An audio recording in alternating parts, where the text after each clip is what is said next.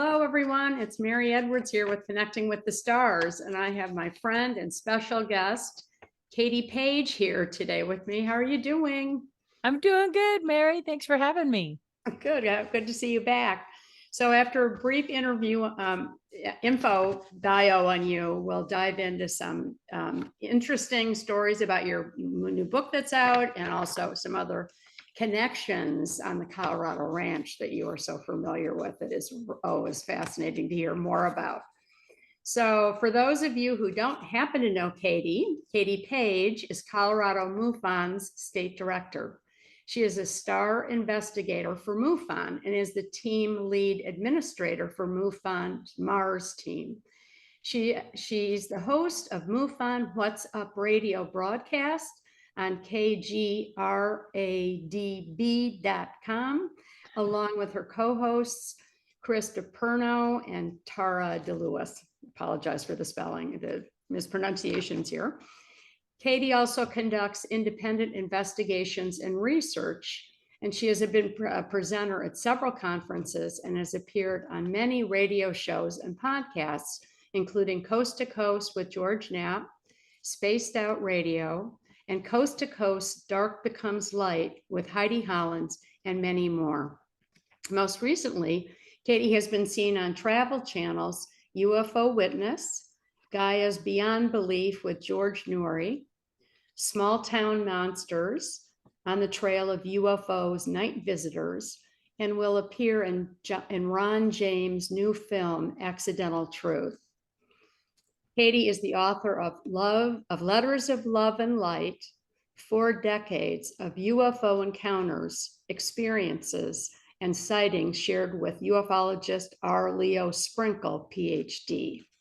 She is currently writing her second book, High-Strangeness on a Colorado Ranch, the Colorado Skinwalker Ranch, Craft, Cattle, Copters, Cryptids, Cover-Ups. How could I resist that? I mean, oh my God, alliteration times 5, and strangeness.1000. It's like 1,000 degree. Katie has personal ties to that Colorado ranch, that's for sure. This is what motivated her interest in ufology and to find answers to all her experiences. Well, it's a pleasure. You and I have met and have so many coincidences in our lives. We do. Where we grew up. Mind-blowing. Mind-blowing, and are always searching for the truth. And I'm so glad that I found you. We found each other last couple of years to really share some of these things. You can't make this up. You don't want to make it up, but right. it's a search and a drive, as we know. And particularly for women, really, because growing up, a lot of men were in this world, right? And right. For you particularly. But I'd love to hear a little bit about your letters of love and light first, and then we can dive into any other of the coincidences, and not coincidences, but connections with the real Skinwalker Ranch and the other Skinwalker Ranch that we're so entangled, and reality is just not what people think it is. I'm learning that more and more every day. I'm like, what is this? Anyway, we'll get into that. But yeah, the book came about, I from the Colorado Ranch, I got into the field just searching for answers to what happened to me and my sister and my family out on this very high strangeness ranch. And we never knew anybody knew anything about it or that it was ever investigated. And in a book I came across, Hunt for the Skinwalker by George Knapp and Colm Kelleher, there's a chapter called Other Hotspots, and I started reading about this Colorado ranch, and I was like, oh my gosh, this has to be the ranch. And that's where I learned about Dr. Leo Sprinkle. Dr. Leo Sprinkle, unfortunately, we lost him in 2021. He was a dear, dear man and a pioneer in the field of ufology with contactees and abductees. And he was a hypnotherapist and a psychologist out of Laramie, Wyoming. And so, I only live in Colorado, 2.5 hours away. Dr. Leo was old school, wrote him a letter to confirm that this was indeed the location of the ranch in Colorado. And he quickly wrote me back. And within a week, I was down there sitting on Dr. Leo's couch. And, his whole body of work was stored at the Heritage Center there in Wyoming. And anybody can go access that. And he has 74 boxes of letters and his work from people around the world. And what happened was I went there for selfish reasons to get all the files on the ranch, and I got lost in these letters. And I spent 3 years going back and forth to the archives and pulling every box that he had, going file to file to file, taking pictures of the letters. And then I'd go home and read all these letters and organize them into folders. And I thought, well, actually the title of the book, because Dr. Leo Sprinkled always signed his letters, Love and Light, Leo. And what was really neat is Leo kept all his response letters. So like from the 50s and 60s and 70s and 80s, I got to see how his train of thought and his feelings about the phenomenon itself progressed and changed. And so that in itself was fascinating. But I thought to myself, if I found these letters interesting, others would as well. And so I really got to become close with Dr. Leo, and I was so happy I completed that book, which he just was so proud of, before he left us. So I organized the letters into chapters. Like I have ET and craft descriptions, on hypnosis, letters from children, words from Leo. People would often write about like lucid dreaming, and they were like, this dream did not seem like a dream. It seems so real. So there's a chapter on that. One of the coolest letters I came across was a letter from a reverend out of Snowflake, Arizona. And he had a very similar abduction experience, just like Travis Walton out of Snowflake, Arizona. So I was like, oh my, from the 1930s. I was like, holy smokes, and another thing that happened as I'm reading just, hundreds and hundreds of letters, by the first sentence or paragraph, you kind of got to know the tone of the writer, right? And so, you could sort of tell just by the tone of the letters whether things were credible or not credible, or, if this was a professional or somebody who truly had a unique experience. So it was just fascinating to go through his body of work. Wow, unbelievable. Yeah. I've been talking to my dad the last few months and hearing about being at Area 51 in December 19th with Werner von Braun for a whole day. I mean, right. Unbelievable, because the past informs the present and the future. Absolutely. Yes, we always want to live in the now and move forward, but those stories, like these love and light stories that you're talking about, and what I'm hearing from my dad now is just mind-blowing, because of course they were never allowed to say anything, as we know. And I've just found out about recently, since I've talked to you in the last few weeks, I was seriously part of, more mind control than I realized, and programs that I've mentioned to you before. But I really did realize that I have almost no memory of anything. And right. And that I will never be able to retrieve that. So now I'm over that part, but it's just, It's really incredible. And Dad said a couple of days ago on the phone, he said, Mary, I'm so happy you found your tribe. You're doing these interviews, that you can live in a time, and all the incredible people that you're interviewing, because hi Dad, they're here. They're here. They couldn't ever talk about it. And I said, what was it like? I said, I've been lonely for 70 years, till you started telling me about it this last fall of 2022. And he said, yes, Mary, I had no one to talk to, because I was tested every day. I was working with the government and NASA. And he said, now I'm so free up here that I'm still talking to the ETs. I'm still working in labs. I'm still communicating with you and others down here helping. But he said that you're getting it now, is unbelievable. So that's what, Right. 'cause we're And the now this new law passed, I don't know if you're aware, just right after Christmas, that offers immunity to whistleblowers in the military and our government. Now, I'm curious to see if these people will come forward and actually share some of this information without fear of getting fired or losing their jobs or their pilot's license or whatnot. So we'll see what comes out of that. But at least we're taking big strides forward so people don't feel like they can't talk anymore. And that's something, my sister and I lived with. We were threatened and warned never to talk about what happened at the ranch. We never knew anybody knew anything about it. And we lived with that our whole lives until I found that information in that book and started researching this for 10 years. And people will often ask too, like, why are you researching something that happened so long ago? Why is that important? Well, it's important because we don't have answers yet, right? There's still so many unanswered questions. And I think the work that you're doing and the work that so many others are doing is talking about it opens the doors for other to come forward and not have that fear of ridicule. So I think that's an important Exactly. piece. Well, Yeah. that's why it's so cool. And that's why we are here now to play our Right. part, to tell our own story. But also for people, we grew up in the Chicago area, had connections with Wisconsin. A lot of Yeah. the Midwest wasn't really a part of it. And then I read about the Chicago Triangle because I'm obsessed with research like you are. I mean, you really are. And I'm going, oh my God, Chicago, sort of where I lived, and all the UFO sightings and sightings in the 50s and 60s, like when I got taken in 56. I'm reading now, it's starting, it is more is starting to come out. But I wonder, I'm sure it'll probably be a tsunami of information once the first few whistleblowers come out and Yeah, are still I hope alive so. with Oh it man, a I'm few so months hopeful.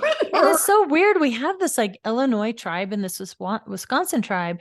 And, like we talked about, I'm originally from Illinois. I moved out here in 1970 to Colorado. So I was just a little thing out there. My grandparents lived in Lake Geneva, Wisconsin. We have connections there we had as well. houses in both And my places. grandfather, who was a Navy man, had a sighting over Lake Como in Wisconsin and was investigated by J. Allen Hynek. I'm still searching for that case because I would just love to have it for my own family history.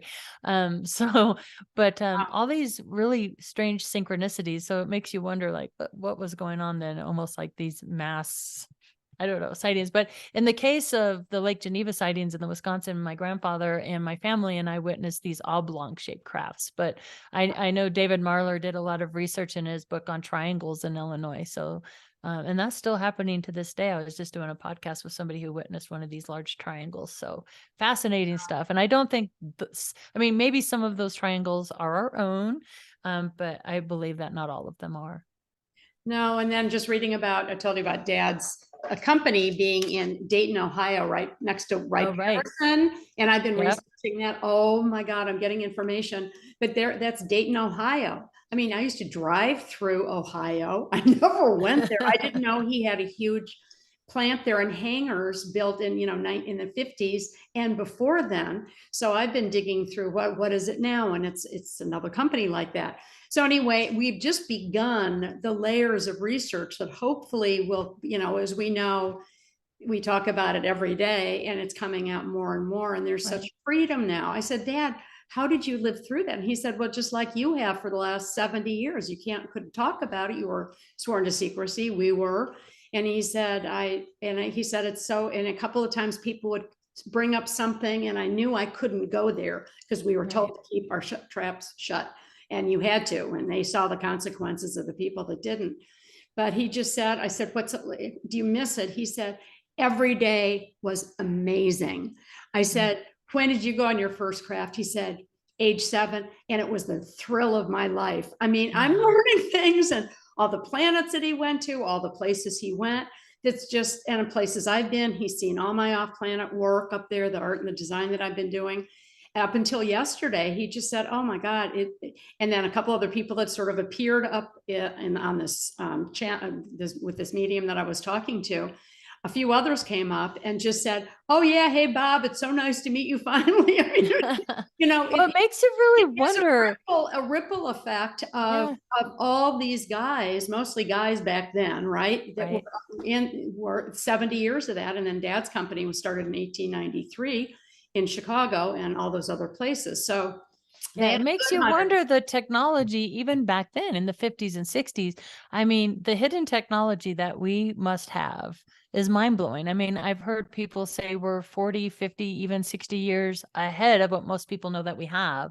So it makes you wonder what we do have, is there cloaking? Are we all those things Of course there that is. you're researching and looking into, Right. it's like, wow, come on, this stuff I know it's trying to drip out a little bit right now, but it seems to me like things are dripping out and then we go backwards again where they Right. shut the doors. So, just like with what the Navy just did. It's like, we're going to try and open the door and then boom, they shut it again. And I guess there's just so much at stake: money, power, free energy, and on and on and on. So, all this technology sure would change the world. And, Right. and that's something Dr. Leah Sprinkle was really passionate about, was Tesla energy and free energy and getting this out to the people and how it would change the world. He was also a big advocate for females in the field. So he was just a dear, dear man. And that book, to honor him, something that book also did for me, it made me humble really fast, because sometimes we can get a little ahead of ourselves or cocky with ourselves, thinking, oh yeah, I'm on to something here. And then I'm reading, letters from the 60s and they're talking about the same thing that I Reverse just thought I newly engineering and all these things. discovered. And I'm just like, oh, I guess they thought about that decades ago, well, so then it we made me dumb humble. ourselves down Yeah. every day, 100 times a day, but it is the opening. It is the Yeah. age. It is the age of Aquarius. It is opening. Right. And Yeah. people can't stop it. And since there's so many mediums and so many people we can talk to, and whether people validate it or not, who cares really? I mean, it's a wide open world now where people can talk and think and tell their stories. Right. And that's what we do. You do every week on your show. I'm doing every day. It's so exciting because it is unfolding and the veil is like being ripped back. And Yeah, right, it finally. is this start and then freak out, pull it back, pull it down, now put the blinders back on. Right. But that, And I'm sorry. yeah, and it's so exciting to see these different, before everything was so separate, the paranormal, the Bigfoot, the all this, and now people are starting to realize it's all interconnected in one way or another. And I'm seeing these different groups coming together finally. So that's another thing that's changing, and I think changing for the better. Well, and Ray Hernandez and several people, spent 5 years to all the PhDs. I mean, the science is blending with Right. spirituality. And even when I was in the 90s working at NASA and I wanted to check out pupillary dilation and heartbeat in the 90s down at Johnson Space Center, they built, led Yvonne and I built a full-size mock-up to test it. We have wanted the science ourselves too, but we're finally coming to the point because all those PhDs, all those engineers, all these people are coming out and saying, oh, well, yeah, I've been working on this for 30 or 40 years. And the Ray Hernandez and other people are connecting all those dots, Right. and putting those bigger pieces of the puzzle together. Yeah, it's all the same thing. I mean, I've seen a ghost, I've seen an angel. I would have never connected all of them. I always thought, is that me? Because I was on a craft and I saw ETs, and then I always Yeah. it was, no, I always sort of figured it was, but we didn't, there was no confidence in these things that we couldn't talk about to anybody or our parents or families anyway. Right. Well, That's so true. That took me years because I always compartmentalized all those different experiences. And it really wasn't until Skinwalkers at the Pentagon where they're like, oh, yeah, well, people that have visited Skinwalker Ranch, they see the blue orbs and they have these shadow beings and they have, paranormal activities around them. And I'm like, oh, okay, that happened to me as well. And so, yeah, that's why it's so critical that we communicate with one another. And also, and everybody's story is real. I mean, maybe a few aren't, but everybody's story is their story. And that's what's nice about everyone coming out with whatever story. People don't have to believe that I've been off planet and done these things, but I believe everybody else because I know what it's like that I know those experiences are real. And a lot of the ones that now I know that have been totally washed, but 3 or 4 or 5 other people who I totally trust in this field validate me better than me because of so many things were washed in my past for all these reasons that they do it for. So anyway, I can't wait for today and tomorrow and every other day until we go up to the next level to keep enjoying this beautiful opening right now that is, we knew it was frequency, then it was consciousness, and it'll be 10 or 50 other things before the time we go to the next stage, hopefully, of what is next. Like, oh my God, we thought that in 2023. God, how dorky, how yesterday. It's a slow opening, even for me. I mean, even with all the things I experienced, I'm so into research and documents, and like, I want the proof. I want to see it on paper. I want to find those answers. So it's been this slow opening for me, where I was sort of I wouldn't use the word jaded, but I truly believed in paranormal things because I had so much happen to me, and after losing my dad and my brother, had some really interesting experiences of that. So I'm like, okay, I believe in life after death. The UFO phenomena, I took me a long time to even believe that was a real phenomenon. It took me several years, in fact, and finally I was like, okay, the evidence, even though it's anecdotal, is overwhelming. There has to be something to this. And because in my mind, where the ranch is located is in Elbert County, Colorado, and we know for 100% fact the Air Force was involved. NORAD knew about it. So my question was always, how much was the military involved in this activity, right? And how much of it was unexplained activity. And now I'm like 50-50. I think 50% was military and 50% was unexplained phenomenon. So it's been an interesting progression of how that's come about. And same with the Sasquatches and crypto beings and all those different fields, and some of it's so hard to wrap your mind around. But the more you talk to people and the more open you are to this, you start to see that these are all just outside of our narrow little perceptions, and they all kind of live right outside of that. And so it's really been fascinating to finally get to this point where I am being more open, like you. Right. Well, I was on a craft. I remember being on that craft at 5 and 6 and 10, and clearly. So it took me forever too, because I kept thinking I'm completely crazy. And literally, even though people have said that to me for 40, 50 years since I started going to astrologers, back in, as I've said before to you and others in the olden days, back then, because a ghost, I saw a 15-foot angel. Was I the angel, or was my grandmother? I've been validated that I was the angel, because I have a lot of angelic in me. I mean, all these things I've just learned even in the last several months from all the uploads and downloads and everything, that this accelerated pace that we've been getting. But really, until my dad, even though people would call me a starseed and a baby mama because of all my hybrid kids, and wow, you have a family goes back to kings and queens, and wow. And I'm going, all I want to know is, did I really go? And literally, because of my father validating these to me over the last 6 months, yes, people I trust, I love, I got a step closer to it. But having my dad say, yes, I was with you at age 5. Yes, I experienced it too. So did my father. So did my grandfather. So did my great grandfather. And for him, coming through him, now that he's safe up there, and he said, I'm so happy I'm still doing all these incredible things and helping all you down there as much as I can, and still talking to ETs, and the military comes, and the government comes, so it's like, oh yeah, it was all one big bouillabaisse, not only of us hybrids, but one big bouillabaisse of the Army and the Navy, and he was a Navy pilot, as we know.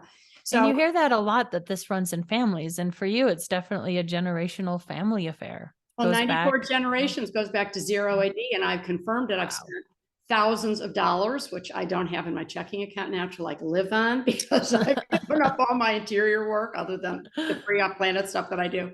But no, it was like, I want many validations from people that I trust. Right. And I've gotten it for a long time, and particularly the last few years. And that's why it's going to be fun to go to a couple conferences this year too, and just hear more, learn more than we learn in our everyday life. And everybody's anxious to share all their new information, because it's been lockdown was a long time. And then now we have all these other things, but it's really going to be exploding. It's like a tsunami of new information, down to ourselves. I mean, I was talking to somebody about evolutionary triggers the other day on an interview, and I was reading, our cellular structure, as we know, has changed. We can change our DNA. Our temperature of our bodies have changed because of our closeness to the sun. It's gone down. We're cooler now because of the heat of the sun. I mean, that our bones are not as dense because obviously we're not out like cavemen over the generations. Yeah. I mean, and now we've got global warming, and whether people believe it or not, I surely do. You see it there. I've been, all my friends are flooded out of their homes all over California. I'm in San Francisco, but it's such a cool time right now for us. But now continue on. Sorry, we're just having such a good conversation. I know. This is part of it too. A lot of times we don't get a chance to even talk about how what it's like to really go through the layers, and every layer layer of the onion we peel through, it's still not, oh yeah, I automatically believe it, because I grew up with, everything is discernment. You check it and double check it, and you double check it, because I grew up with top secrets. I mean, I do that with people. I mean, I don't let new people in very often. I've always been sort of a hermit. I've always been very careful, because even though I'm outgoing, and we grew up in these nice families, it's always been, okay, take a breath, do your research, stay back. And say, oh, you must go out every night, you must me. And I go, never. COVID was a treat to me, because I could just really be home like I always have been. Just I'm that way too. And people, something that I found, and this is, I'm 4 chapters in my new book, the second book, High-Strangeness on the Colorado Ranch. And this has taken me a while, because just like what you said, this is personal to me. And the more I learn, you have to process at the same time. So you're writing and you're researching and you're learning, but you also have to process it and deal with it, and deal with all the emotional stuff that comes with it. Not being able to talk about it, to that ice, because I went through years of feeling isolated and depressed, and you go through almost like a PTSD stage, where you feel like you're the only one in the world that's experienced these things, and you have nobody to talk to. So you have to process all this too, and do the research and do the learning, and it's all, mixed together. So it takes, and that integration. I mean, when I just heard again last week about my mind control and some of the things that went on with that, oh yuckarama. And I said, I said, I do want to remember. And they said, don't even try. My Starfront. They said, don't even try, and it's not worth it. And I said, okay, well, phew, then I really don't want to. But, I'm still integrating and processing that. And that's another wave. Like you say, it's the hearing it, then it's like doing the research. It's a lifetime of unfolding a Pandora's box that is not pleasant. A lot of it not always pleasant. No. And that's something, and I read that a lot in Dr. Leo Sprinkle's work, that a lot of these abductees and contactees, they go through these phases, and Dr. Leo Sprinkle named it the packs. And I actually have it here because I found it really fascinating. So his packs, and this is what he found through hundreds, if not thousands of contactees and abductees. But his packs were, the P stands for preparation, which is childhood visitation by strange spiritual beings, lucid dreams or precognitive dreams of possible future events, psychic experiences, including telepathy, clairvoyance, and seeing auras, etc. Then you move into the A phase, which is abduction, UFO sightings and or UFO abduction experiences, loss of time experiences, partial amnesia events, taken aboard spacecraft by spiritual beings or UFO entities, unexplained body marks, scars, emotional reactions like why me, feeling of being drafted for some unexplained purpose. The next is the C, the contact, adult visitations by spiritual beings, spiritual guides, mental messages about a duty or a mission, psychic experiences, telepathy, clairvoyance, PK, healing, etc., lucid dreams and or precognitive dreams of possible future, emotional reactions like why me, purpose of visitations, feeling of volunteering for a spiritual mission or task. Next is the training. I think this is interesting. Training is when we become obsessive compulsive behaviors, reading, traveling, visions, reading various materials, including uninteresting materials, change in personality, feeling of being monitored, implanted, knowledge, review of possible past lives. Finally, and where I think I'm at and where you are, Mary, is the S, the service. Okay. Yes. That is channeling verbal or written information from spiritual beings, spiritual guides, serving as a messenger by conducting research, talking to others, providing instruction, healing, or assistance to others, working to minimize planetary difficulties, giving assistance to humankind, feeling that one knows his or her task or purpose in life. And so this was through Dr. Sprinkle's research, this pack. So he would Beautiful. And I'm meet all somebody those through things, hypnosis. and so Yeah. are you. That And he would right. he would see where somebody is in that string of events. And so what often would come through is people they would get downloaded or messages saying, look, there's so many of things that you don't need to know, and you'll know it when you need to know it. In other words, we're not going to let you have access to whatever memories until you need to have access to it, because it could be really overwhelming and damaging and They've been shocking telling to me the that psyche. forever. They said, Yeah. you're so like plating and so ADD. I said, well, I'm all those things, and I am. Yeah. I want that information now. And thank God that they dripped it to us too. Because when they said, write the book 15, 20, 25 years ago, I said, I don't have anything to write about. It was like, who said that? And I've been saying why me since I was a little girl, and everybody's looking at me. I mean, I remember saying that to my parents when I was the first words coming out of my mouth.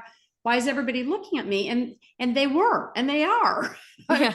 And they're clones. I mean, it is unbelievable that all the things that I suspected, but I didn't know a lot of them were so good because it's our galactic family.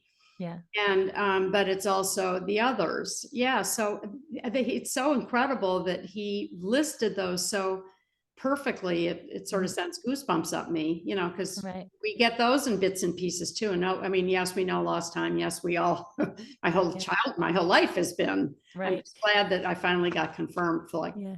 Do you have the book? He wrote a wonderful book called Soul Samples. And oh, but this I get was it. this is a culmination. It's a lot of statistical data on abductees and contactees. And because back in the day, people would go, they're all crazy. And he's like, well, I'm going to prove to you they're not. And he in fact did. And it's really an interesting book. So, but I think you're a little ahead of the game more than I am. I have strange memories. Dr. Leo Sprinkle put me under for an hour and a half under hypnosis, and just going through the hypnosis process was interesting because, I envisioned it to be a very different experience than it was. Back in the day, I was like, watch the swing, and you're going to do what I tell you. And it wasn't like that at all. It's, you go into a very deep, relaxed state, and you're laying back in the chair, and, you're able to communicate and talk. I kept my eyes closed the whole time, but it's a very, very, very deep state of relaxation. Have you ever been hypnotized like that? Absolutely. Yeah. I've been obsessed by that too. Yeah. Except that also now that I know that I really was part of mind control. I mean, I literally heard 3 days ago that I had electromagnetic shocks, 20 or 30 of them between age 3 and 10. Oh, wow. And I was also hypnotized. So over the years, when I've tried to reach out and done some of these things, but I've had real ones, I'm always going, you're not going to be able to hypnotize me. I know from the past, even though I didn't really know, because I didn't really want to believe that I had on top of, 100 hybridization eggs taken and all the craft work. And yes, at age 10, I went on one of the big craft, and I can remember things going on in my head that I thought those were always positive things. Then they took me to Mars and Jupiter, started my training to be able to do what I've been doing the rest of my life and a lot more the last few years. But I just hearing that, and then some of the other couple things that I was in that really was weirder and creepier that I'm glad I don't remember. No, but right. Sense that I have no memory. I have no memory. And I'm really proud of myself more the last week of some of these sessions that I've had. But yes, I had Barbara Lamb interview, do regressions when I met her, and I wanted to do the book with her. And I flew down with her and said, do you want to do a book? And let's do 2 regressions so I can prove to you and of myself again that I did it, but I really trust you. And of course, we spent a lot of time doing the book after that, for a year after. And then Misha Johnston, and then Geraldine, I have had lots of different things, but it's always, I say, you're going to have to really go deeper with me. I can drop in when I'm out in nature because I'm so connected to nature. I know I can drop in when I'm doing my art. I go into portals. I go into probably when you're writing and when I'm drawing and designing and stuff, I'm just gone. So I can be right. You just like, hyper focus for my whole life doing my art, my design. and in nature, running and being on the water, like Michigan in our backyard, or like Geneva in our backyard.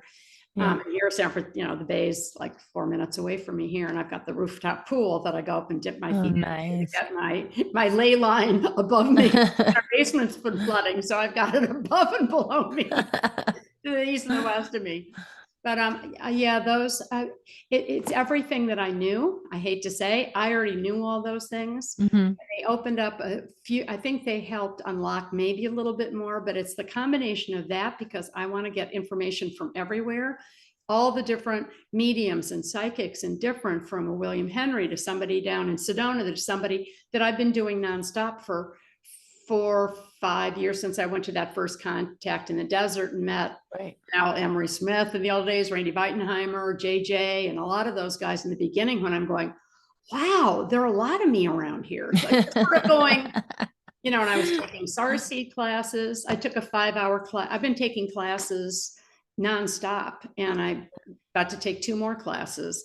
So I just want to keep learning, so I can open myself up, so I can understand more, and also be more effective to helping children and others. All this whole discomfort and weirdness, just make it. This has happened to millions of people. It's definitely a process, and I think we go through that. And people who trust me after doing, $1 billion homes for these clients for 40 or 50 years, they go, Mary, I've only told this to a handful of people. Now they say, well, we trust you so much, we don't think, are you really, like, you're not on drugs? We know you don't really drink, because I can have 2 glasses or 1 glass of wine, and I'm pretty much, because I've never been out there anyway. Friends of mine, everybody knows that. So I have the trust for my background of other stuff while I was doing these other things on the side. Yeah, those helped open the doors, but mostly what I found doing these interviews since the fall on Conscious Awakening Network, this allowing me to have my voice, because I never had a voice. My throat chakra, high chakra, and I have done a lot of work on this chakra and then my lower chakras for other obvious reasons. And just knowing that I had such intense, terrifying mind control, which I knew, and I just told, I mean, I'm really I've only told my son and a few people about it, other than a few readings that I've had about it, to validate it from several different people who don't know each other. I keep everything. I open book to you, and I'm starting to talk about this, because unless we dig deep, as we know, we're not going to get, the deeper we go, the higher we go, the more awful it is, the higher we go, and the more we can share with the few people that really even want to hear it, but like us. And we're not crazy, but I still feel crazy some of the time. It's interesting, just in passing conversations. About a month and a half ago, I was at some good friends' houses, and we were talking about just strange memories that I had. Just like, I think we've talked about it too, like being pulled out of class all the time when I was in elementary school for getting these headphones on and playing all these weird games and pathology and ADD and all this. And I'm thinking, I didn't have any speech impediment. Like, why was I being pulled out all the time? And I was remembering, because one memory triggers another memory, and so I'm like, I used to write in symbols in like columns when I was a kid. And so like you did, right? Like, okay, I'm going to give you sticky notes, because the friend I was with too, I don't want to give his name away, but he's a well-known person, so I don't want to call out his name, but they're like, okay, you go upstairs and you draw your symbol, and you stay down here at the kitchen table and you draw your symbol, and we'll see if they compare. So I have them actually sitting right here on my desk. So let me cover up his name.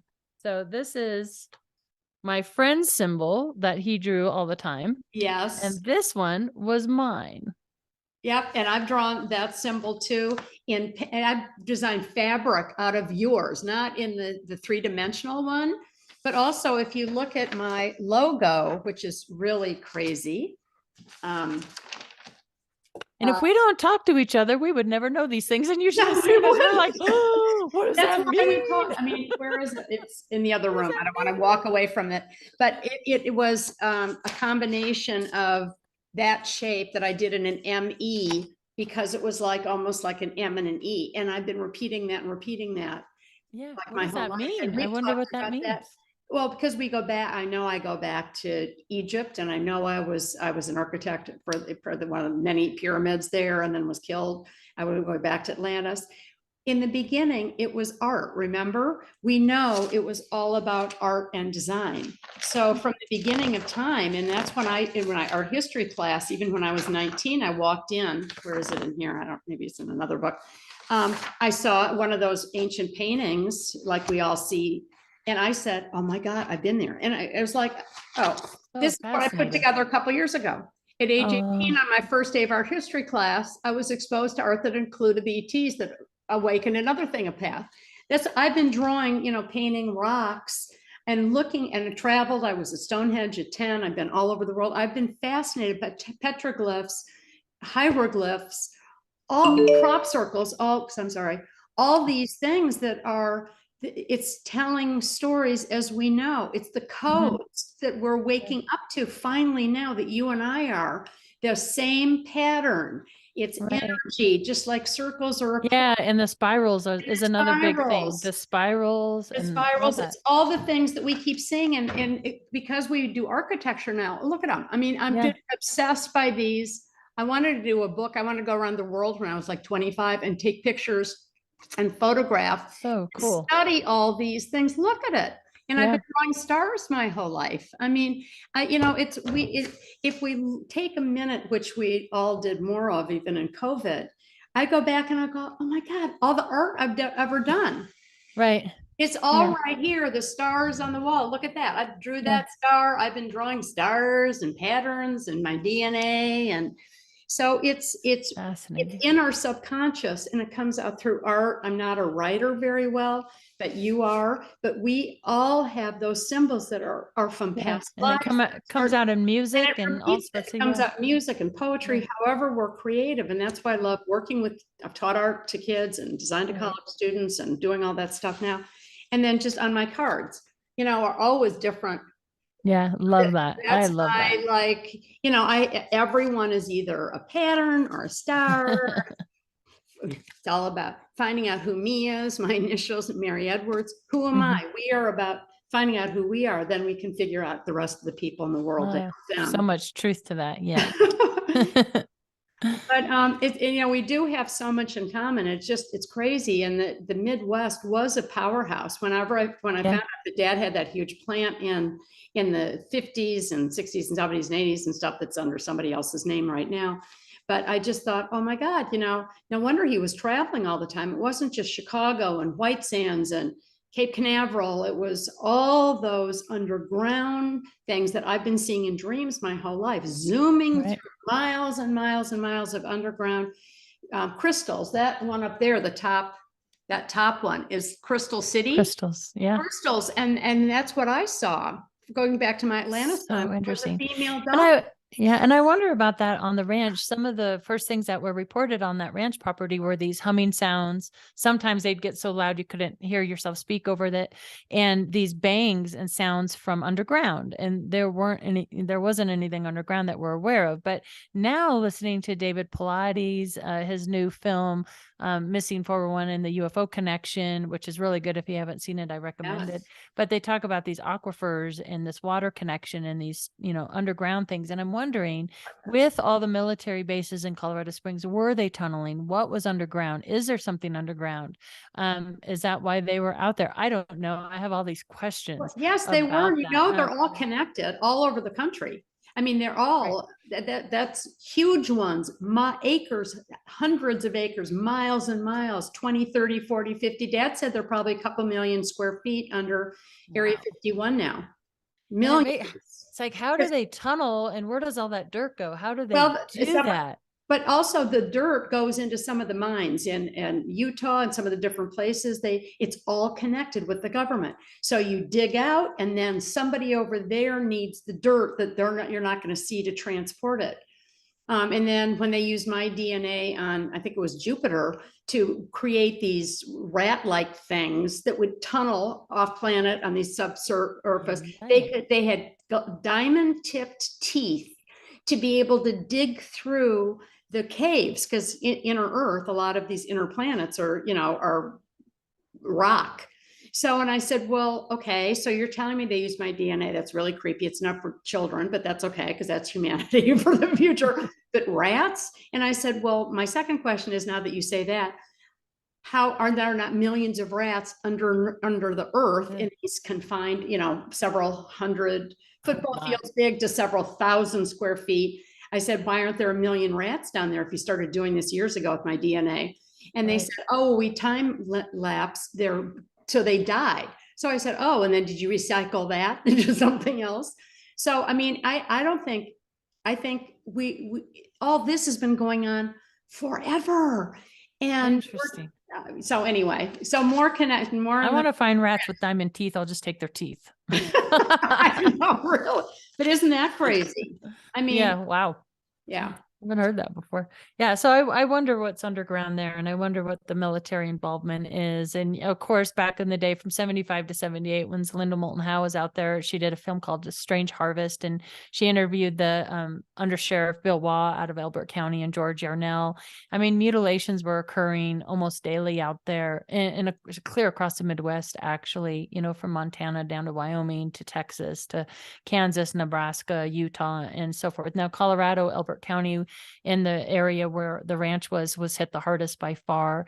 And it wasn't just cattle, but sheep and horse and dog. And people were very frightened. It was a very uneasy feeling. There was a $10,000 reward to catch these people. And at the time, they thought maybe they were cults out there conducting these. There were unmarked helicopters chasing and menacing people. I mean, people had loaded shotguns, and like, you didn't go up to somebody's house at night, and so I don't know. And I know just recently they were saying that the mutilations were carried out just strictly by the military, checking ground and water for whatnot from the Titan missile silos and that. But from the interviews I've done and people I've talked to, not all of them can be explained away by the military alone. So something nefarious was going on, or something else. And of course, I don't claim to be the mutilation specialist. In fact, I kind of avoided that subject for years because it's so convoluted. Chuck Sikowski, Debbie Ziegelmeyer's brother, has researched that a lot, as well as Christopher O'Brien. He's written a few books on that as well, like Mystery Stalks the Prairie. And in one of his books, I'm not sure which one it is, he talks about that one of the first mutilations, they left the carcass of the mutilated cow on the doorstep of NORAD as like some sort of a warning, perhaps. I don't know. I'm like, what is that about? Well, because we are here. It's always we are here, and positive and negative. I mean, the way the good ETs too shut down all the nuclear plants and are part of it's experimentation. I don't know anything, but sure, it's partly experimentation. I mean, the way I was probed, and me and my family and my father, and all the way back 94 generations, it goes all the way back to 0 AD. But yeah, and it's also, what do each of the species or the government, what do they want to know? Is it the organs? Is it the blood? It's all those things. I've read a bunch about it too, because I've always, that of all the things creeps me out probably the most. Right. It's all part of the same thing, the investigation, the curiosity of us humans for the blood, for our DNA, a lot of it's DNA, for hybridization. I think a lot of that for the reproducing hybrids. I mean, a couple of my kids have 6 fingers on each side. They have a couple of them, one has webbed feet. Most of them are plating Arcturian from my eggs, and because of who I was and am and have been on and off. But I just think it's a melting pot of the good and the bad, and then the curiosity of wanting to use our DNA. But again, as I don't know anything, but it's equally as fascinating, but it's too perfect. It's like how perfect a crop circle is. It's the same kind of thing. I think it's a lot of investigation for maybe some of the non-benevolent groups that want, are trying to steal stuff. But a lot of it was just curiosity. And as I've talked to Dad more and more, he keeps saying, well, we need more refinement. He said, even the way you were handled married in the 50s, the Greys didn't mean to do that to you. They didn't know they were so sort of crude in there, and they've really changed that. And in the 90s, it went more organic. So they did. That's interesting, because through the Mars program, which by the way is the MUFON archive, read research and redacting system. So it was all the pre-CMS computerized cases. They were all on paper. And so there was a team of 15 people within MUFON that I headed up that we took out all the, sensitive personal information. So those old case files could be open to researchers and investigators. And in reading those, because we'd have to read each case file, sometimes there's 375 pages per case or whatever. And in fact, Travis Walton's original case file was in there. That was fascinating to see. Wow. But so you'd read it not only once but twice, because we didn't want to miss anything there that shouldn't get out there in the public domain. And it was interesting to see how the phenomenon and the reports changed through the decades. So for obvious reasons, my favorite decade to research is the 70s, just because that's when all this stuff happened when I was a young girl.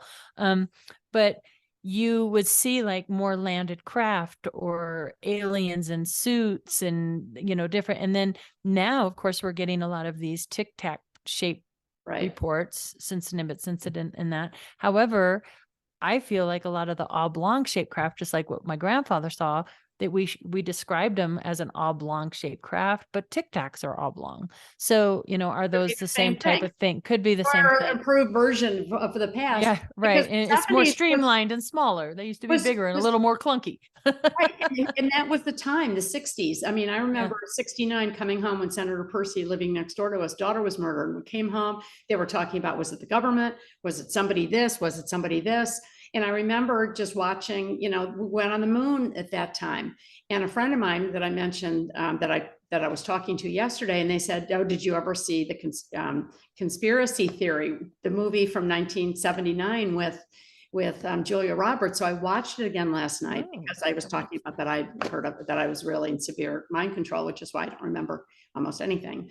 And so I watched it, and I said, of course, I watched it a bunch of times. Like I watched E.T. Oh no, like 15 times, like we all did. Close Encounters of the Third Kind in 1977. I always laugh. I'm like, was I the only kid who thought that was a documentary? I thought that was like, because I was kind of experienced. It was. And there's Spielberg gave the information to, But anyway, and Dad was saying yesterday when I talked to him up there, he said, oh God, Mary, so much was going on then. So much was going on. I was at Mars then. I was going off planet. I mean, it was insane how things were exploding back then, right? That was the time. You should get on the phone call. We'll get on a phone call with him sometime, with my person, and we'll ask him. We'll ask him. He'd love to talk to you, and he'd talk Lake Geneva and all that stuff. Yeah, I'd be curious if my grandfather George, who was a Navy man, knew of anybody in your family. That would be interesting, because it's a pretty small community, really. It was a small community, especially back then, especially in the 50s and 60s. So. Right. And he was a Mason. I know he was a Mason. So I don't know if you have connections to that, but, interesting, and I do find that. And reading through these letters, interestingly enough, a lot of contactees and abductees do have military family backgrounds so I'm like, what's that about? Are they picking and choosing these families that are connected in that way in the Navy, typically Navy, Air Force, but also Army as well? Well, yes, absolutely. Because I don't know if you remember that I mentioned that my family worked with let's see.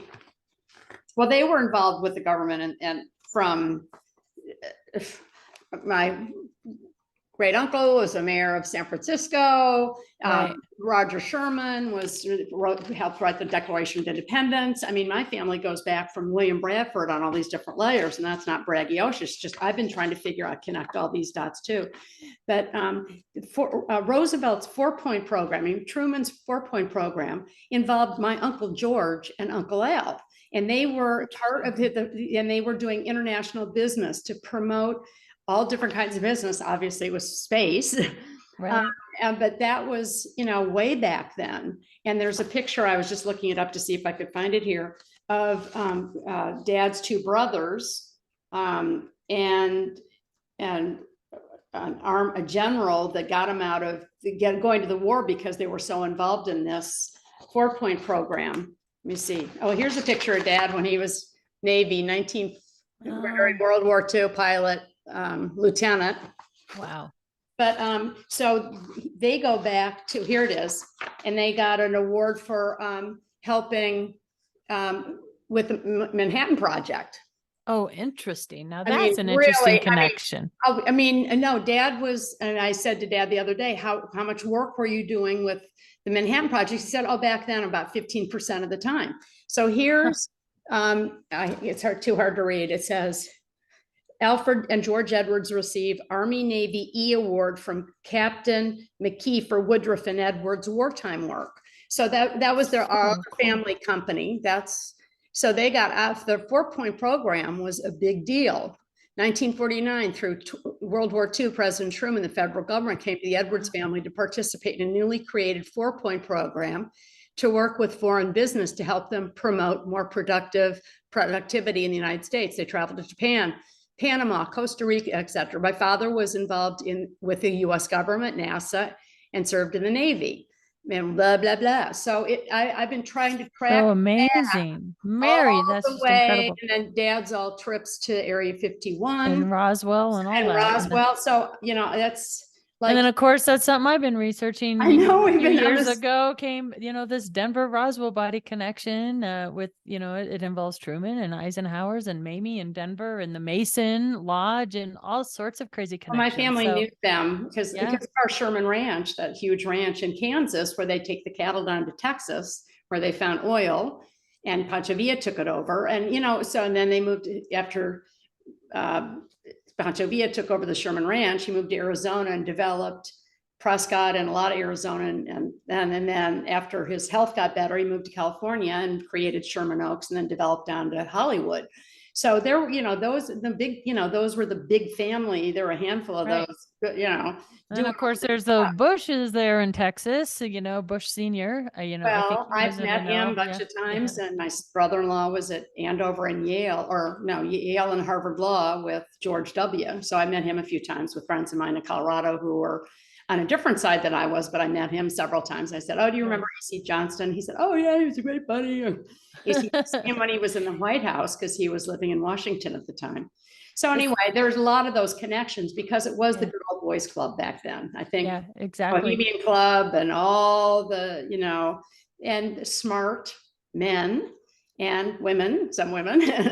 And it was a small world back then. They got away with whatever they wanted to do. And Dad's company, I obviously know now, was under that, whatever it was, Truman or Eisenhower that did the Privacy Act where you could do a business. And so that's why I'm really starting to believe that the big secret, although I would love the truth of, aliens and ETs to come forward. But when I believe it was either in Las Vegas or Irvine, California, where we had Lou Elizondo speak to the MUFON Symposium, and he came out and one of his famous quotes, he said, we're going to be having a fundamentally different conversation a year from now.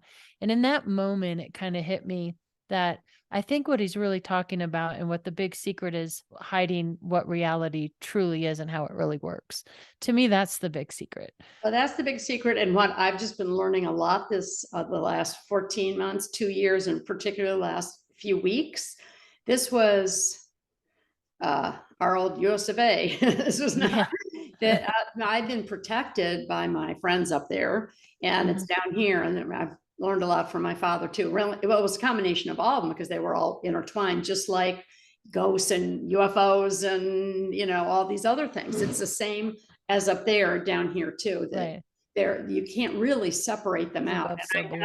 And growing up with that, I was always going like, I mean, are those really men in black? Who are those senators? What are they doing here? No, I mean, I was like, my whole life was just like going, and my sister, my mom, my sister, nobody else is looking around. I'm going, something really weird going on here.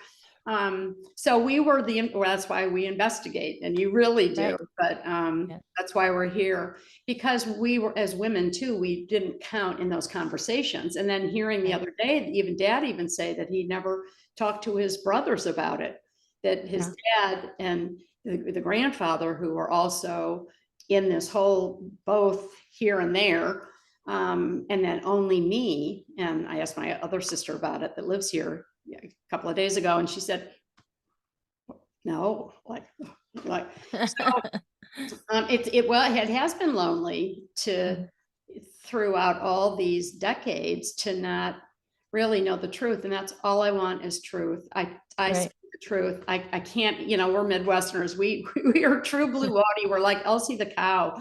I love, well, there's a truth. There's nothing to hide anyway anymore, because we are careful with who we speak to and how we speak. And we want to just protect our children and others and ourselves, because we have families, and we don't want to do anything stupid. That is so true. And that's what I'm out looking to do as well, is to find whatever truth I can, no matter where that leads me.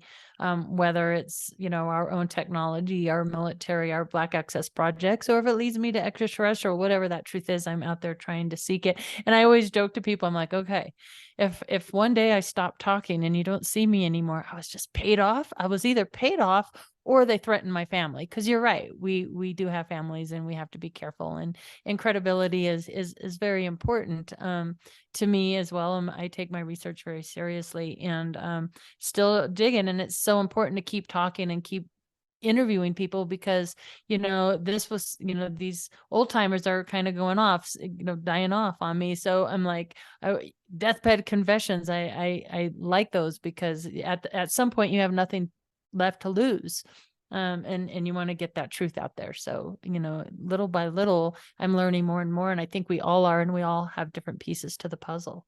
Well, we really do. And I trust you and you trust me, and most of us trust each other, because we wouldn't be obsessed the way we are with doing this. That's so true. I used to make a lot of money a long time ago, for a long time.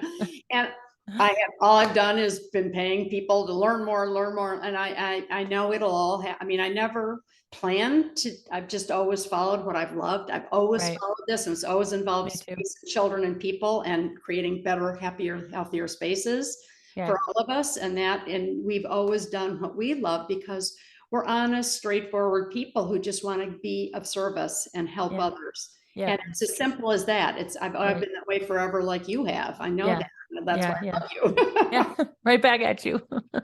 This has been a very fun conversation, very interesting, and wow, this is kind of mind-blowing, all these connections and synchronicities. And I've had so many just happen that just I don't even call them synchronicities anymore. It's just like, okay, things that how did this even happen? But they do.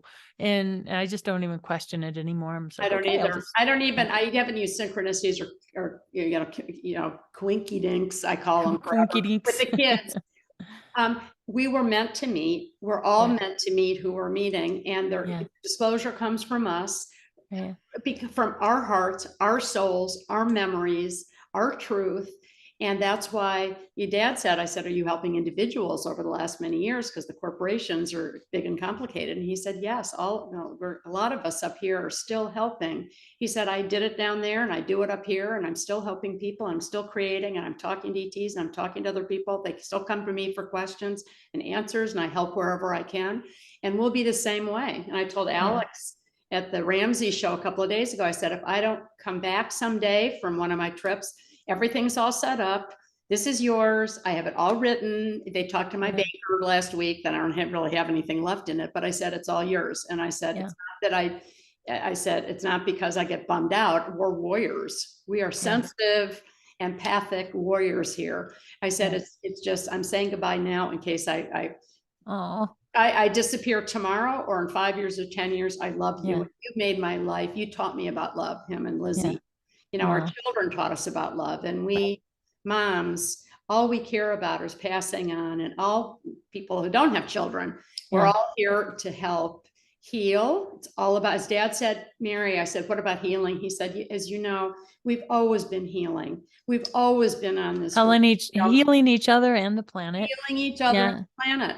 Yeah. And I would love to believe, and sometimes I've had little winks from above that Dr. Leo Sprinkle's got my back and is helping me along from the other side too. And let's shout out to and I love that right now. Of course they are. I love that. I know that. And I know he is too. So now we help each other down here still, because we're still swimming through the high waters, the tsunami and the calm, to try to figure this out.